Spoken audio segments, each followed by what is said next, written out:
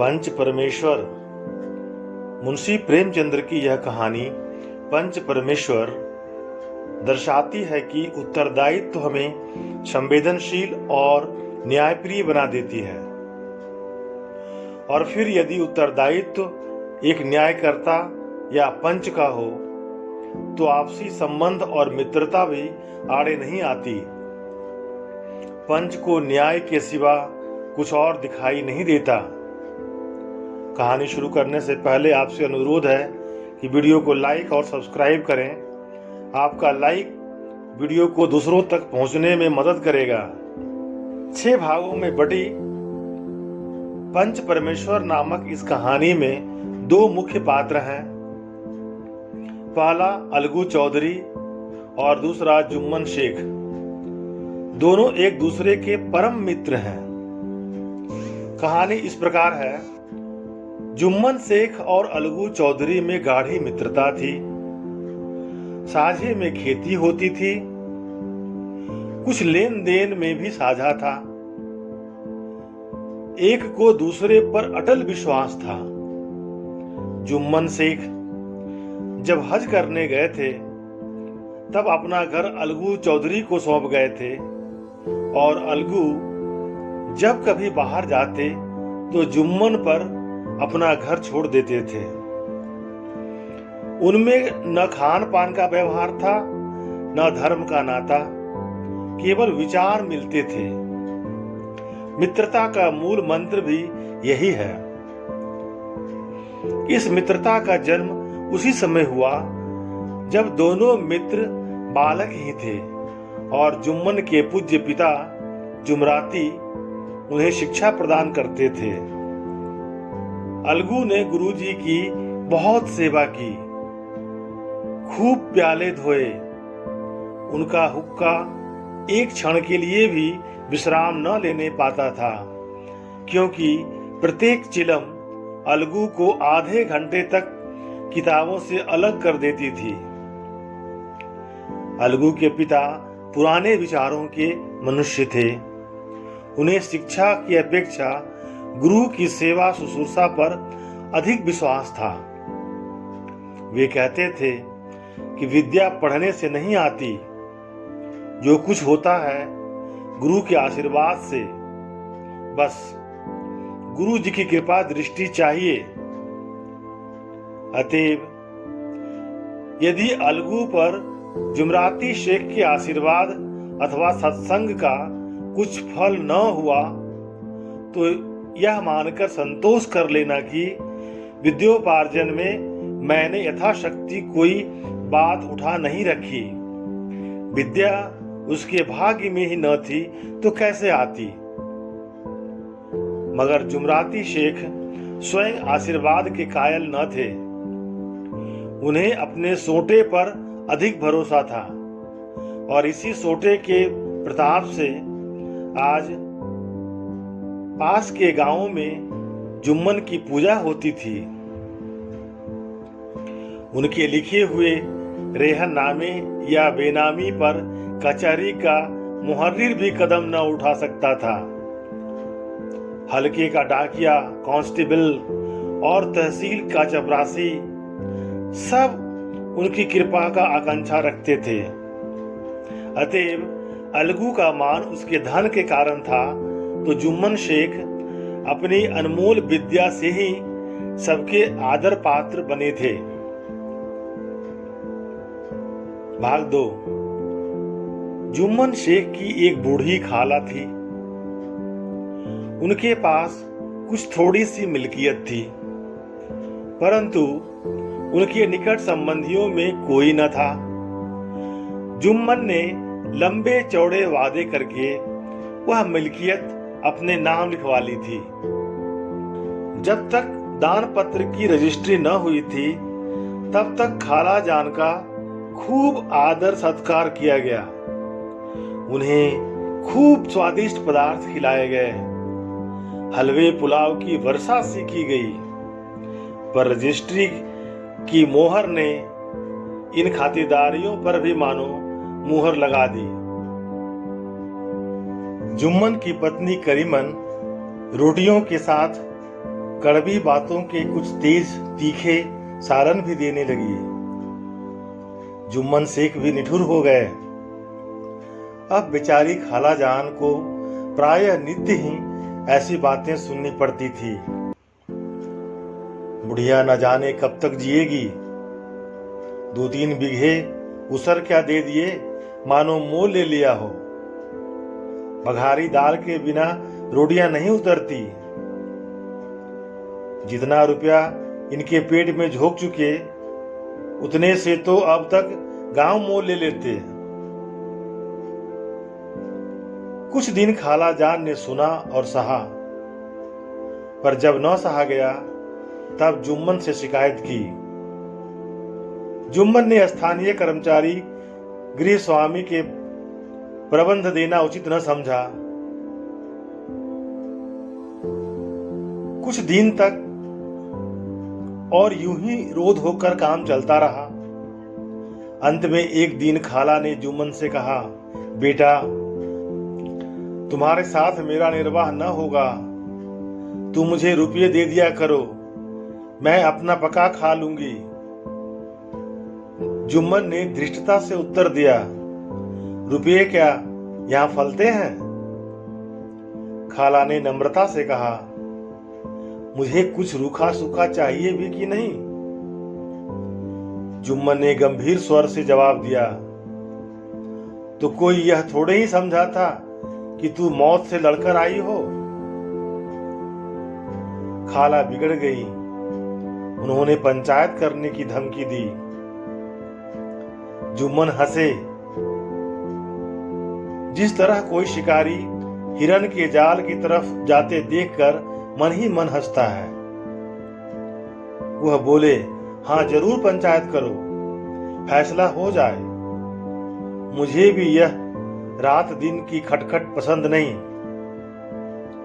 पंचायत में किसकी जीत होगी, इस विषय में जुम्मन को कुछ भी संदेह न था। आसपास के गांव में ऐसा कौन था जो उनके अनुग्रहों का ऋणी न हो? ऐसा कौन था जो उसको शत्रु बनाने का साहस कर सके? किसमें इतना बल था जो उसका सामना कर सके? आसमान से फरिश्ते तो पंचायत करने आवेंगे ही नहीं। भाग 3। इसके बाद कई दिन तक बूढ़ी खाला हाथ में एक लकड़ी लिए आसपास के गांव में दौड़ती रही। कमर झुककर कमान हो गई थी। एक एक पग चलना दूभर था, मगर बात आ पड़ी थी। उसका निर्णय करना जरूरी था। बिरला ही कोई भला आदमी होगा जिसके सामने बुढ़िया ने दुख के आंसू न बहाए हों। किसी ने तो यूं ही ऊपरी मन से हूं हां करके टाल दिया, और किसी ने इस अन्याय पर जमाने को गालियां दी। कहा, कब्र में पांव लटके हुए हैं, आज मरे कल दूसरा दिन, पर हवस नहीं मानती। अब तुम्हें क्या चाहिए? रोटी खाओ और अल्लाह का नाम लो। तुम्हें अब खेती बाड़ी से क्या काम है? कुछ ऐसे सज्जन भी थे जिन्हें हास्य रस के रसास्वादन का अच्छा अवसर मिला। झुकी हुई कमर, पोपला मुंह, सन केसे बाल, इतनी सामग्री एकत्र हो तब हंसी क्यों ना आवे? ऐसे न्यायप्रिय, दयालु, दीन वात्सल्य पुरुष बहुत कम ही थे जिन्होंने इस अबला के दुखड़े को गौर से सुना हो और उसको सांत्वना भी दी हो। चारों ओर से घूम घाम कर बेचारी अलगू चौधरी के पास आई। लाठी पटक दी और दम लेकर बोली, बेटा, तुम भी दम भर के लिए मेरी पंचायत में चले आना। अलगू, मुझे बुलाकर क्या करोगी? कई गांव के आदमी तो आवेंगे ही। खाला, अपनी विपत तो सबके आगे रो आई, अब आने न आने का अख्तियार उनको है। अलगू, यूं आने का तो आ जाऊंगा, मगर पंचायत में मुंह न खोलूंगा। खाला, क्यों बेटा? अलगू, अब इसका क्या जवाब दूं? अपनी खुशी। जुम्मन मेरा पुराना मित्र है, उससे बिगाड़ नहीं कर सकता। खाला, बेटा, क्या बिगाड़ के डर से ईमान की बात न कहोगे? हमारे सोए हुए धर्म ज्ञान की सारी संपत्ति लूट जाए तो उसे खबर नहीं होता, परंतु ललकार सुनकर वह सचेत हो जाता है। फिर उसे कोई जीत नहीं सकता। अलगू इस सवाल का कोई उत्तर न दे सका, पर उसके हृदय में ये शब्द गूंज रहे थे, क्या बिगाड़ की डर से ईमान की बात ना कहोगे? क्या बिगाड़ की डर से ईमान की बात ना कहोगे? भाग 4। संध्या समय एक पेड़ के नीचे पंचायत बैठी। शेख जुम्मन ने पहले से ही फर्श बिछा रखा था। उन्होंने पान, इलायची, हुक्के, तंबाकू आदि का प्रबंध भी किया था। हाँ, वह स्वयं अलबत्ता अलगू चौधरी के साथ जरा दूर पर बैठा था। जब पंचायत में कोई आता था तो वह दबे हुए सलाम से उसका स्वागत करता था। जब सूर्य अस्त हो गया और चिड़ियों की कलरव युक्ति पंचायत पेड़ों पर बैठी, तब यहां भी पंचायत शुरू हुई। फर्श की एक एक अंगुल जमीन भर गई थी, पर अधिकांश दर्शक ही थे। निमंत्रित महाशयों में से केवल वे ही लोग पधारे थे जिन्हें जुम्मन से अपनी कुछ कसर निकालनी थी। एक कोने में आग सुलग रही थी। नाई ताबड़तोड़ चिल्लम भर रहा था। यह निर्णय करना असंभव था कि सुलगते हुए उपलों से अधिक धुआं निकलता था या चिलम के दमों से। लड़के इधर उधर दौड़ रहे थे, कोई आपस में गाली गलौज करते हुए, कोई रोते थे। चारों तरफ कोलाहल मच रहा था। गांव के कुत्ते इस जमाव को भोज समझकर झुंड के झुंड जमा हो गए थे। पंच लोग बैठ गए तो बूढ़ी खाला ने उनसे विनती की, पंचों, आज 3 साल हुए मैंने अपनी सारी जायदाद अपने भांजे जुम्मन के नाम लिख दी थी। उसे आप लोग जानते ही होंगे। जुम्मन ने मुझे ताहयात रोटी कपड़ा देना कबूल किया था। साल भर तो मैंने उसके साथ रो धोकर काटा, पर अब रात दिन का रोना नहीं सहा जाता। मुझे न पेट की रोटी मिलती है न तन का कपड़ा। बेकस बेवा हूं, कचहरी दरबार नहीं कर सकती। तुम्हारे सिवा और किसको अपना दुख सुनाऊं? तुम लोग जो राह निकाल दो उसी राह पर चलूं। अगर मुझ में कोई ऐब देखो तो मेरे मुंह पर थप्पड़ मारो। जुम्मन में बुराई देखो तो उसे समझाओ क्यों एक बेकस की आह लेता है। मैं पंचों का हुक्म सिर माथे पर चढ़ाऊंगी। रामधन मिश्र, जिनके कई आसामियों को जुम्मन ने अपने गांव में बसा लिया था, बोले, जुम्मन मियां, किसे पंच बदलते हो?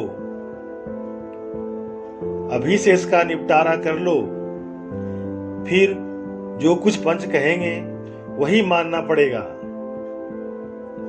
जुम्मन को इस समय सदस्यों में विशेषकर वे ही लोग दिखाई पड़े जिनसे किसी न किसी कारण उनका वैमनस्य था।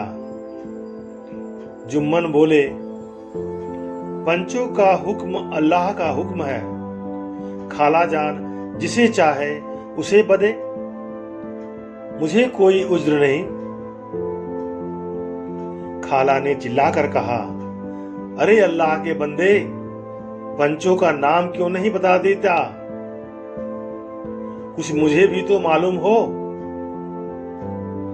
जुम्मन ने क्रोध से कहा, इस वक्त मेरा मुंह न खुलवाओ।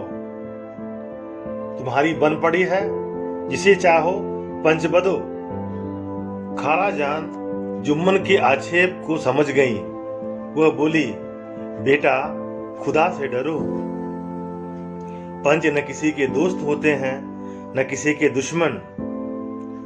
कैसी बात कहते हो? और तुम्हारा किसी पर विश्वास न हो तो जाने दो। अलगू चौधरी को तो मानते हो। लो, मैं इन्हीं को पंच बदती हूं।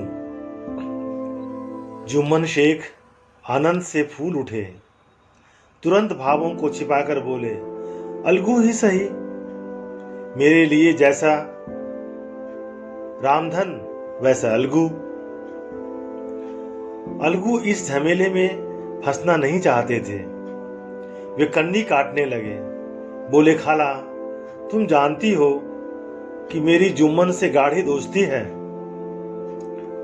खाला ने गंभीर स्वर में कहा, बेटा दोस्ती के लिए कोई अपना ईमान नहीं बेचता।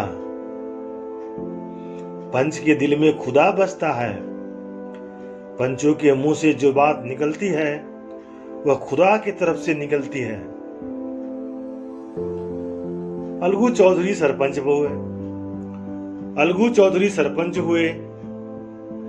रामधन मिश्र और जुम्मन के दूसरे विरोधियों ने बुढ़िया को मन में बहुत कोसा।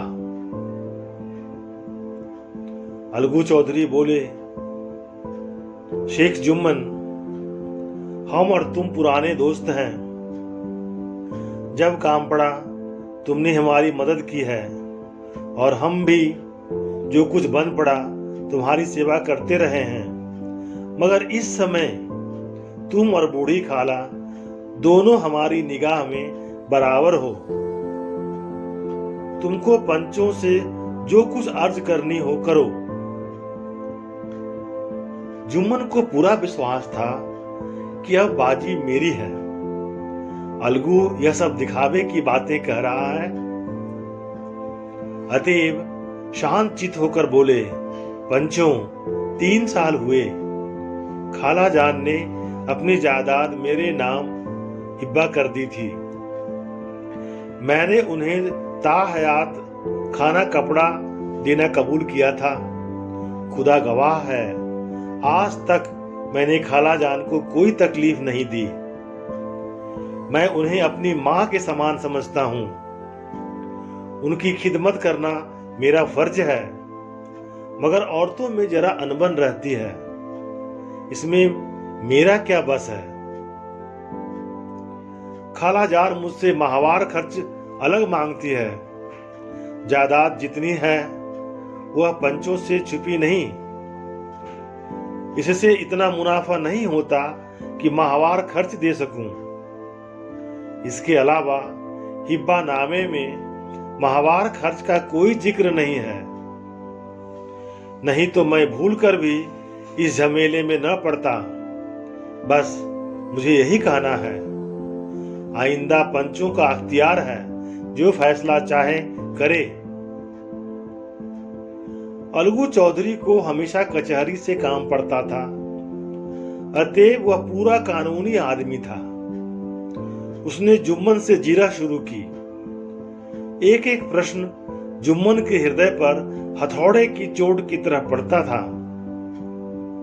रामधन मिश्र इन प्रश्नों पर मुग्ध हुए जाते थे। जुम्मन चकित थे कि अलगू को क्या हो गया। अभी तक यह अलगू मेरे साथ बैठा हुआ कैसी कैसी बातें कर रहा था। इतनी ही देर में ऐसी काया पलट हो गई कि मेरी जड़ खोदने पर तुला हुआ है। न मालूम कब का कसर निकाल रहा है। क्या इतने दिनों की दोस्ती कुछ भी काम न आवेगी। जुम्मन शेख तो इसी संकल्प विकल्प में पड़े थे कि इतने में अलगू ने फैसला सुनाया। जुम्मन शेख, पंचों ने इस मामले पर विचार किया। उन्हें यह नीति संगत मालूम होता है कि खाला जान को माहवार खर्च दिया जाए। हमारा विचार है कि खाला की जायदाद से इतना मुनाफा अवश्य होता है कि माहवार खर्च दिया जा सके। बस यही हमारा फैसला है। अगर जुम्मन को खर्च देना मंजूर न हो तो हिब्बानामा रद्द समझा जाए। यह फैसला सुनते ही जुम्मन सन्नाटे में आ गए। जो अपना मित्र हो वह शत्रु का व्यवहार करे और गले पर छुरी फेरे, इसे समय के हेरफेर के सिवा और क्या कहें। जिस पर पूरा भरोसा था उसने समय पड़ने पर धोखा दिया। ऐसे ही अवसरों पर झूठे सच्चे मित्रों की परीक्षा की जाती है। यही कलयुग की दोस्ती है। अगर लोग ऐसे कपटी धोखेबाज न होते तो देश में आपत्तियां का प्रकोप क्यों होता। यह हैजा, प्लेग आदि व्याधियां दुष्कर्मों की ही दंड है। मगर रामधन मिश्र और अन्य पंच अलगू चौधरी की इस नीति परायणता का प्रशंसा जी खोल कर रहे थे। वे कहते थे, इसका नाम पंचायत है। दूध का दूध और पानी का पानी कर दिया। दोस्ती दोस्ती की जगह है, किंतु धर्म का पालन करना मुख्य है। ऐसे ही सत्यवादियों के बल से पृथ्वी ठहरी हुई है, नहीं तो वह कब का रसातल में चली जाती। इस फैसले ने अलगू और जुम्मन की दोस्ती की जड़ हिला दी। अब वे साथ साथ बातें करते नहीं दिखाई देते।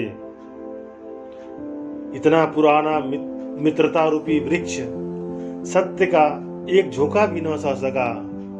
सचमुच वह बालू की ही जमीन पर खड़ा था। उनमें अब शिष्टाचार का अधिक व्यवहार होने लगा। एक दूसरे की आवभगत ज्यादा करने लगे। वे मिलते जुलते थे, मगर उसी तरह जैसे तलवार से ढाल मिलती है। जुम्मन के चित्त में मित्र की कुटिलता आठों पहर खटका करती थी। उसे हर घड़ी यही चिंता रहती थी कि किस तरह बदला लेने का अवसर मिले। भाग 5। अच्छे कामों की सिद्धि में बड़ी देरी लगती है।